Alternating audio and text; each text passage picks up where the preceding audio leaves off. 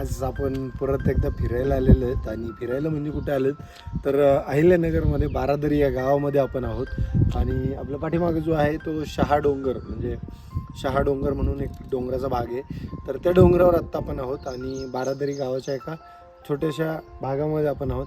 तर या ठिकाणी आपल्याला एक ऐतिहासिक बारव पाहायला मिळते. तर ही बारव आहे.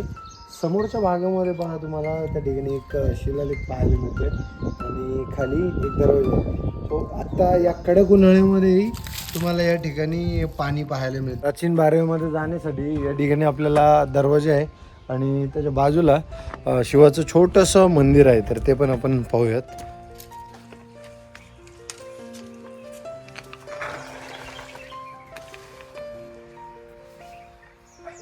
या ठिकाणी भग्नावस्थेत असलेल्या ह्या नंदीचे अवशेष ठेवलेले आहेत. या बारवेत उतरण्यासाठी या ठिकाणी पायऱ्या बनवलेल्या आहेत. समोरच्या भागात छान अशी महिरपी स्वरूपामध्ये डिझाईन बनवलेली आहे दगडांमध्ये कोरून. या ठिकाणी आपल्याला 2 देवड्या दिसतात. ते अजूनही या विहिरीला एवढ्या भर उन्हाळ्यामध्ये पाणी आहे. जर तसं पाहिलं तर या ठिकाणी अतिशय प्राचीन असल्यासारखं वाटतं. या ठिकाणी तटबंदीची भिंत आपल्याला पाहायला मिळते आणि बारवेच्या खालची बाजूची जी काही भिंत आहे तर या भिंतीच्या देवळीमध्ये आपल्याला हनुमंतरायाची मूर्ती आहे पाहायला मिळते.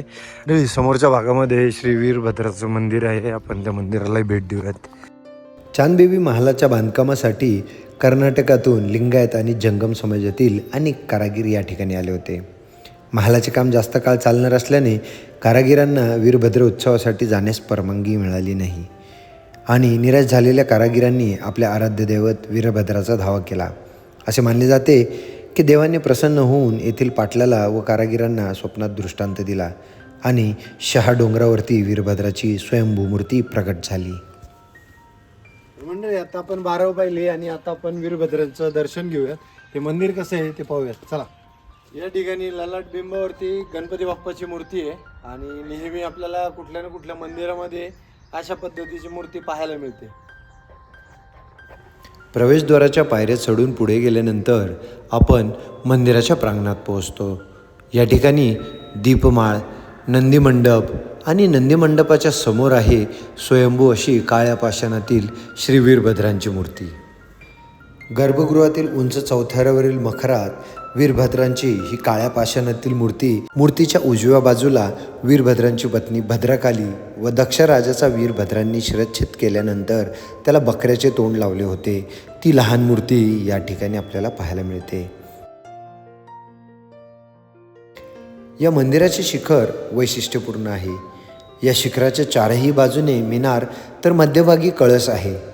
या कळसामध्ये शेकडो देवड्यांची रचना असून त्यात अनेक देवदेवता विराजमान आहेत. परिसरात वरदायिनी माता, दानम्मा माता यांची मंदिर आहेत. मंदिर परिसर प्रशस्त असून येथे कार्तिक पौर्णिमा, महाशिवरात्र, वीरभद्र देवाचा जन्मोत्सव मोठ्या प्रमाणात साजरा करण्यात येतो. गणपती, कार्तिक स्वामी आणि वीरभद्र महाराज ही भावंडे मानली जातात. कार्तिक पौर्णिमेच्या दिवशी कार्तिक स्वामी आणि वीरभद्र महाराज यांचे दर्शन घेतले जाते. हे 2 भाऊ कार्तिक पौर्णिमेला येथे असलेल्या बारवेत एकमेकांना भेटतात. त्यावेळी त्यांचे दर्शन घेतल्याने पुण्यप्राप्ती होते अशी भाविकांची श्रद्धा आहे.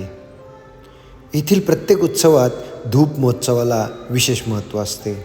यालाच गुगुळ कार्य असेही समजले जाते. लिंगायत आणि जंगम समाजातील धार्मिक कार्य गुगुळाशिवाय अपूर्ण समजले जाते. त्यामुळे मंदिरातील प्रत्येक धार्मिक कार्यात गुगुळ कार्य पार पाडले जाते. यावेळी हजारो भाविक वीरभद्र महाराजांच्या दर्शनाला उपस्थित असतात.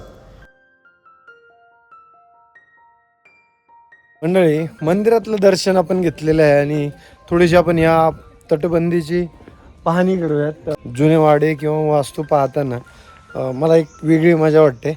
तर या ठिकाणी आपल्याला एक भुयार पाहायला मिळते. तर हे काय आहे, कसं आहे, एकदा जरा पाहूयात. कारण तटबंदीमध्ये अशा बऱ्याचशा गोष्टी लपलेल्या असतात ज्या आपल्याला माहीत नसतात आणि पूर्वीच्या काळी जे काही अशा गोष्टी बांधकाम करणारे किंवा अशा गोष्टी बांधणारे लोक होते तर प्रत्येक गोष्ट काही ना काहीतरी हेतुपूर्वक बांधायचे. सो ह्या गोष्टीचा आपण एकदा छडा लावूयात, पाहूयात आतमध्ये ते नेमकं काय आहे. तर या ठिकाणी काही वस्तू ठेवलेल्या दिसतात आहे, मी कॅमेरामध्ये तुम्हाला दाखवतो आतून. मंडळी ह्याच्या आतमध्ये आपल्याला या ठिकाणी छोटासा नंदी पाहायला मिळतोय आणि इकडच्या बाजूला काहीतरी दगडी वस्तू आहे ती. सो वरच्या इकडच्या बाजूला छोटीशी जागा आहे आणि इथनं जर वरती पाहिलं तर हा चोर दरवाजेसारखी गोष्ट आहे. समोरच्या भागामध्ये चौकोन आहे तर ती बंद करण्यात आलेली आत्ताची फरशी आहे आणि त्याच्यातनं इथे येऊन इथनं बाहेर पडण्यासाठीची जागा होती. तर मंडळी अशा पद्धतीचा बांधकाम या ठिकाणी केलेलं पाहायला मिळते. तर या वास्तूत म्हणजे मंदिरासारख्या वास्तूमध्ये सुद्धा चोर दरवाजा या ठिकाणी बांधलेला आपल्याला पाहायला मिळतोय. तर बारादरी गावचं हे विहंगम दृश्य, खूप सुंदर असा निसर्ग या बारादरी गावाला लाभलेला आहे आणि छान असा शहा डोंगराचा परिसर या ठिकाणी आहे. तुम्ही जर चांदबेवीचं महाल पाहण्यासाठी आलात तर या भागामध्ये असलेलं हे वीरभद्र स्वामींचं मंदिर पाहायला बिलकुल विसरू नका. तर मंडळी आजचा आपला हा एपिसोड तुम्हाला कसा वाटला मला नक्कीच सांगा आणि या व्हिडिओमध्ये जे काही मंदिर दाखवलेलं आहे या मंदिराला भेट द्यायला तुम्ही नक्की या. चॅनलला जर अजूनही आपण सबस्क्राईब केलेलं नसेल तर जरूर सबस्क्राईब करा, कारण आपण अशा पद्धतीचे नवनवीन व्हिडिओ तुमच्यासाठी घेऊन येत असतो. चला भेटूयात पुढच्या एका नवीन एपिसोडमध्ये नवीन ठिकाण घेऊन. तोपर्यंत जय हिंद, जय महाराष्ट्र.